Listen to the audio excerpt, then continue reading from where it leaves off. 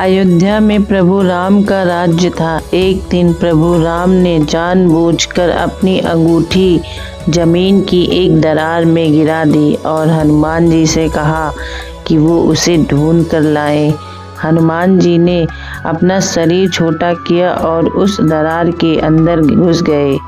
वो नीचे जाते गए और सीधे पाताल लोक पहुंच गए। पाताल लोक की गहराइयों में पहुंचकर हनुमान जी की मुलाकात सर्पों के राजा वासुकी से हुई। हनुमान जी ने बड़ी विनम्रता से उनसे पूछा कि क्या उन्होंने प्रभु राम की अंगूठी देखी है। राजा वासुकी ने मुस्कुराकर उनका स्वागत किया और उन्हें अपने विशाल महल के एक ऐसे कक्ष में ले गए जो सोने और हीरे की चमक से भरा हुआ था। वहां पहुंचकर हनुमान जी की आंखें फटी की फटी रह गई, क्योंकि वहां कोई एक या दो नहीं बल्कि हजारों की संख्या में एक जैसी सोने की अंगूठियां रखी थी। राजा वासुकी ने कहा कि हे पवन पुत्र, ये सारी अंगूठियां आपके प्रभु की ही है। आप इनमें से जो आपके राम की है उसे पहचान कर उठा लीजिए। हनुमान जी ने जब पहली अंगूठी उठाई तो वो बिल्कुल वैसी ही थी जैसी प्रभु राम पहनते थे।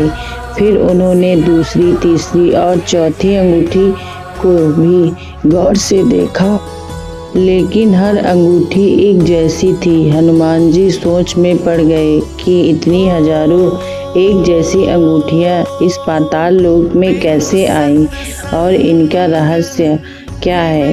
तब राजा वासुकी ने उन्हें समझाया कि हनुमान, आप हैरान मत होइए।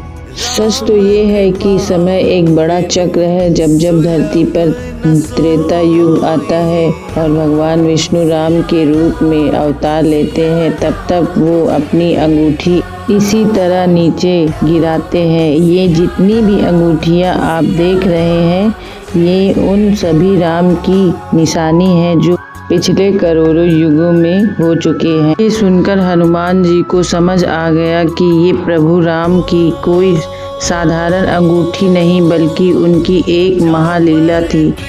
उन्हें एहसास हुआ कि हर युग में कथा दोहराई जाती है और हर बार उन्हें इसी तरह पाताल लोक भेजा जाता है।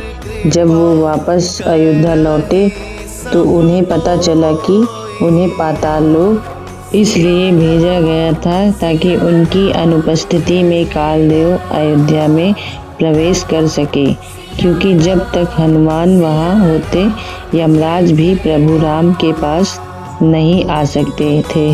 हनुमान जी ने जान लिया कि प्रभु राम अब अपनी मानव लीला समाप्त करके वैकुंठ जा चुके हैं। इस तरह उन्होंने जाना कि संसार में सब कुछ बदल जाता है, पर प्रभु की भक्ति और उनका नाम हर युग में अमर रहता है।